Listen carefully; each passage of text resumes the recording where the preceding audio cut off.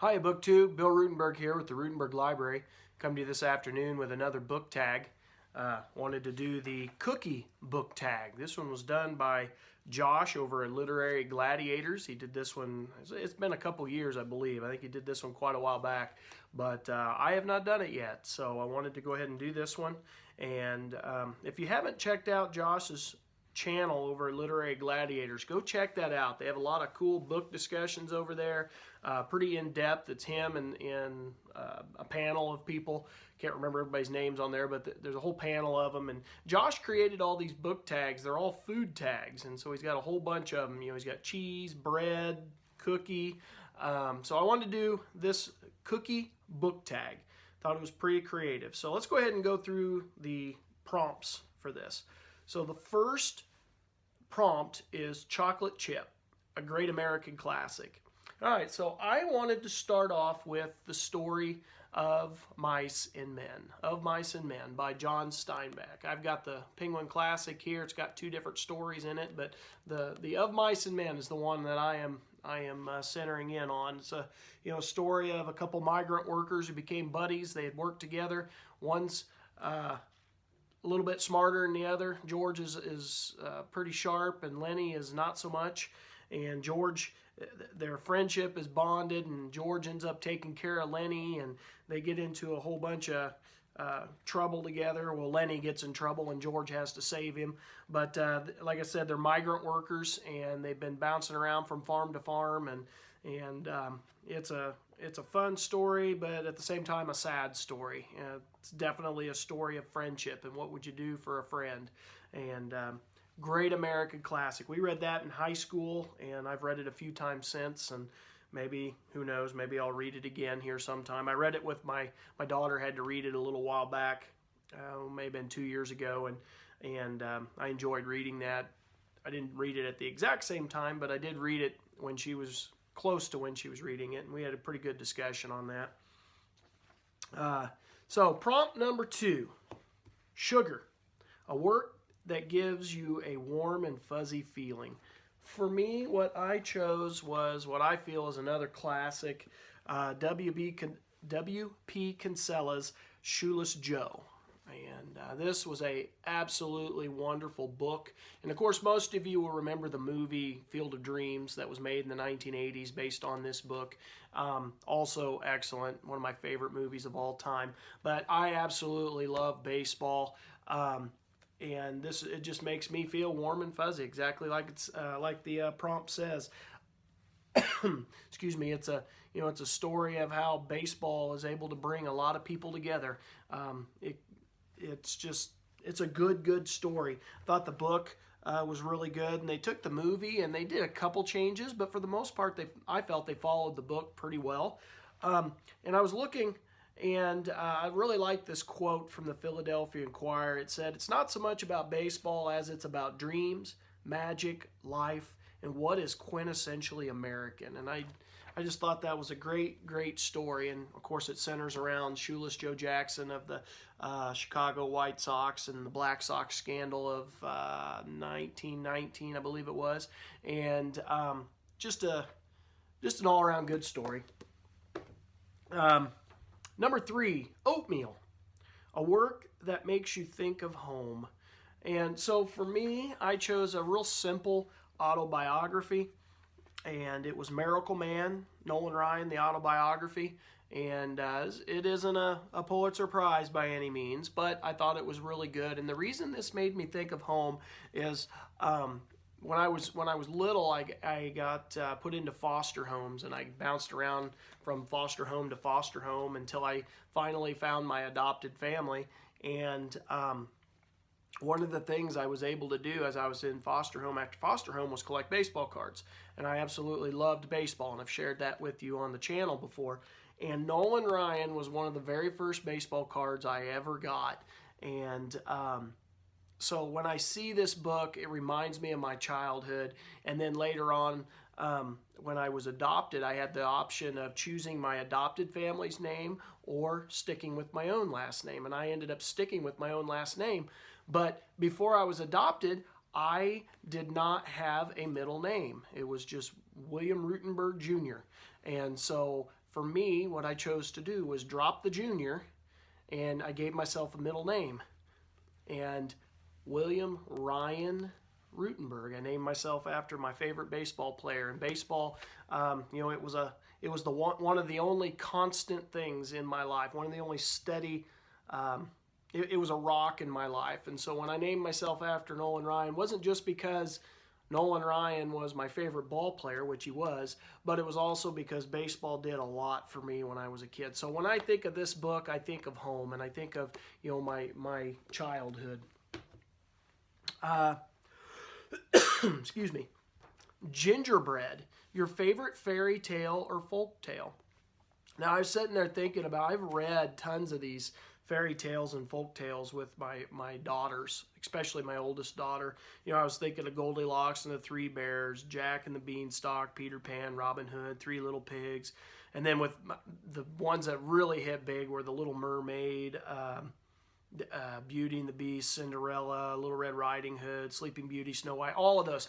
I could have chose any of those, and I was trying to think of which one I've actually read. Now, I've read the child book of a couple of those, but when I got to looking online, I was looking for just some more titles of what should I use, and I came across The Ugly Ducklings. And when I was a kid, that was one of my favorite books. I had I might even had 2 copies of that book, and I nearly wore it out. I was trying to find it upstairs. It's in a pile of books somewhere upstairs, and I couldn't find it. But The Ugly Duckling, the fairy tale of The Ugly Duckling, was just an absolutely heartwarming story for me, and it really kind of connected with me, that somebody that starts out,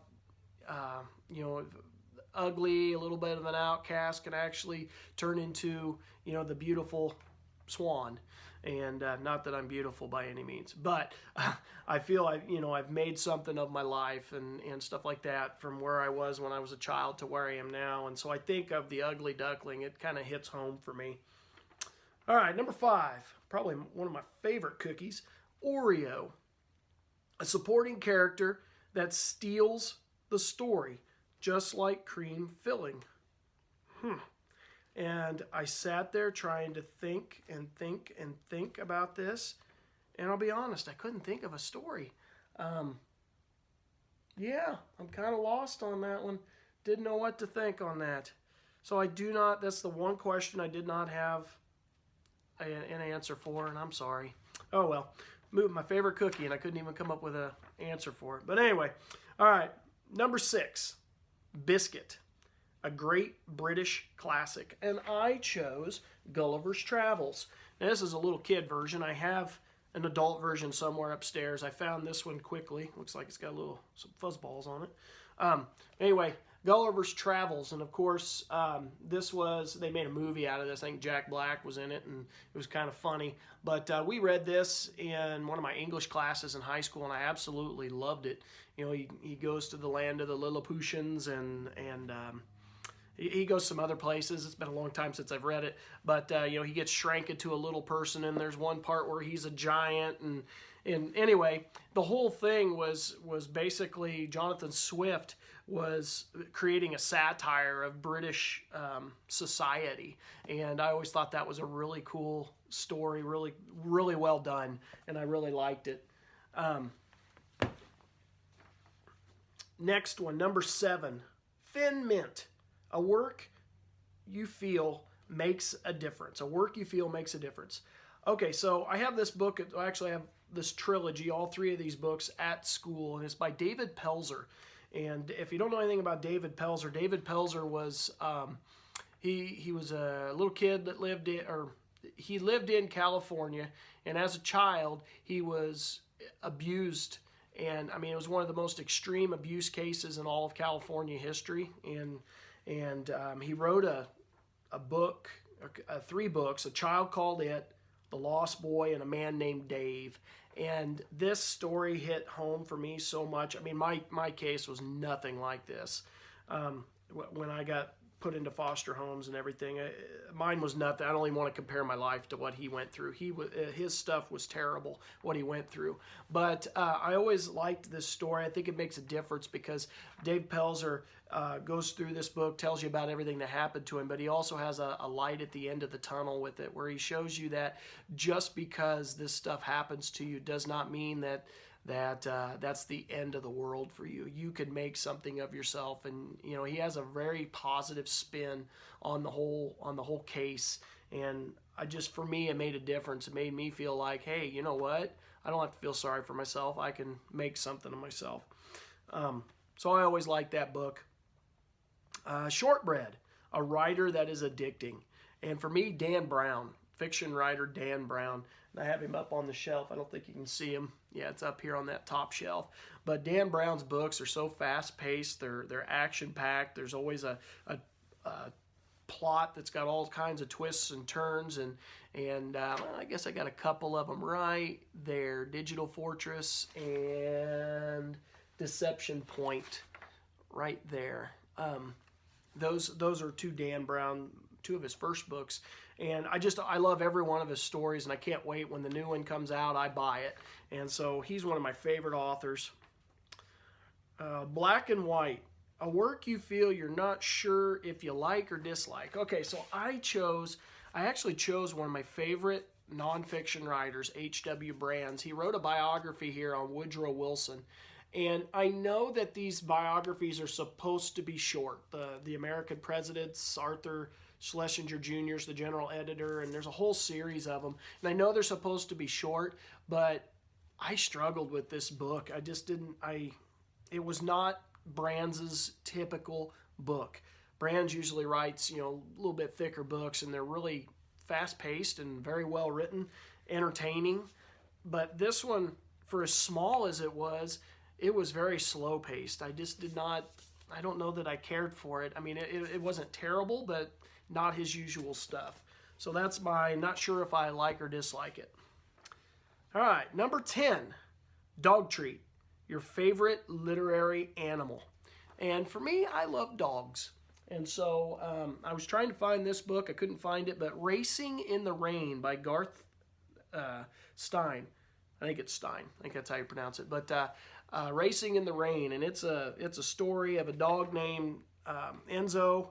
And Enzo comes to the realization that when he dies, he's going to be reincarnated, and so you got to be prepared for the next stage in life. The whole thing's about preparing for the next stage in life, and so he's always studying human behavior, and he's studying his owner. And when his owner his owner's a race car driver, so everything in the dog's life is compared to race car driving, and his owner gets married, so he sees that part of life. They have a baby, and Eve ends up with brain cancer, and it's a sad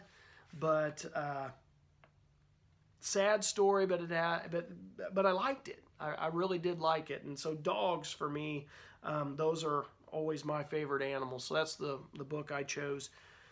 So the bonus question: what is your favorite cookie or biscuit?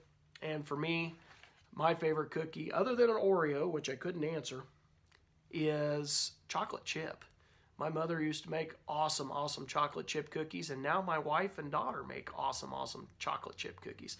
So anyway, that's the end of the cookie book tag. I hope you enjoyed this booktube. Again, please go out and find Josh's channel, Literary Gladiators, and check out all of his book tags. They're fun.